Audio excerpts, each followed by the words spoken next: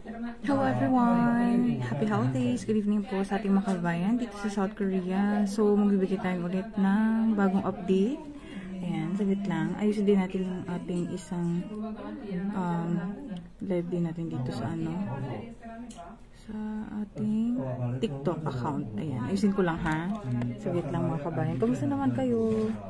Ayan, ang inyong mga trabaho ngayon at busy, diba? Busy pa rin. Ayan, as always.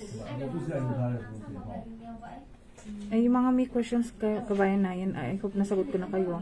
Kasi may mga katanungan dito na related dun sa mga topic natin.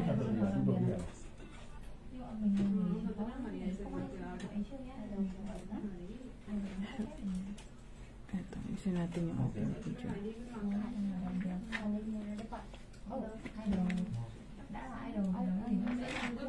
And I'm sure iba sa inyo nasa work, yung iba naman ay panggabi. So, magbibigay tayo ng panibagong update ulit this time.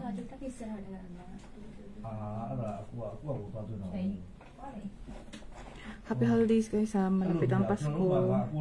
Ayan, at busy na naman ang lahat ulit. Okay, so ito po ay tungkol sa update natin po sa E7-4 visa. Ayan, good evening everyone, happy holidays. Ayan, Merry Christmas sa ating mga kabayan po. Merry Christmas ahead, malapit ang Pasko.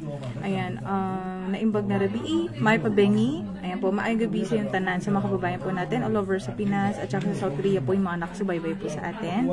So, magbibigay tayo ng update tungkol sa change in E-7-4 visa application date criteria. So, tama po kayo na narinig yung tungkol to sa E-7-4 na visa criteria. So, according sa application period po for the said E-7-4 visa has been adjusted po to allow submissions year-round.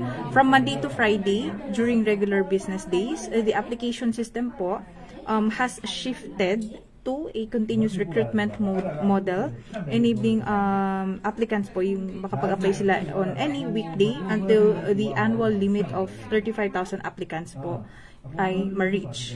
Inuulit ko, nagkaroon ng change in E7-4 visa application date criteria. So, yung application period nito for this said visa has been adjusted po to allow submissions year-round from Monday to Friday during regular business days po. Yung application system na to, of course, has shifted to a continuous recruitment model nito. So, enabling yung mga applicants, yung mga aplikante po na makapag-apply on at least a daily, any weekday until the annual limit of 35,000 applicants ay ma-reach.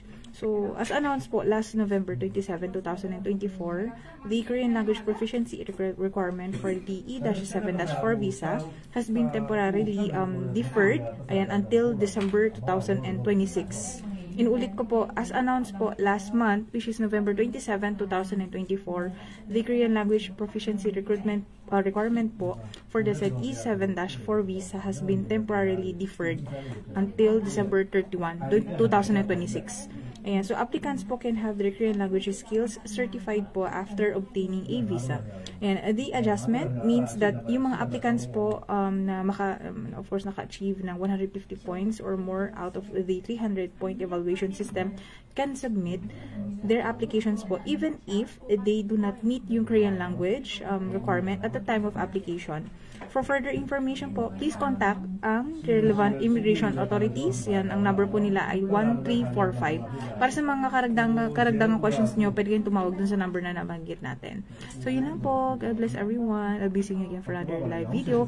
Have a happy weekend. At Friday na naman ngayon, ano. So, yung iba kasi magbabakasyon.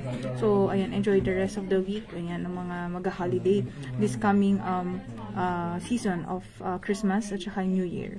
So, yun lang. God bless everyone. Bye!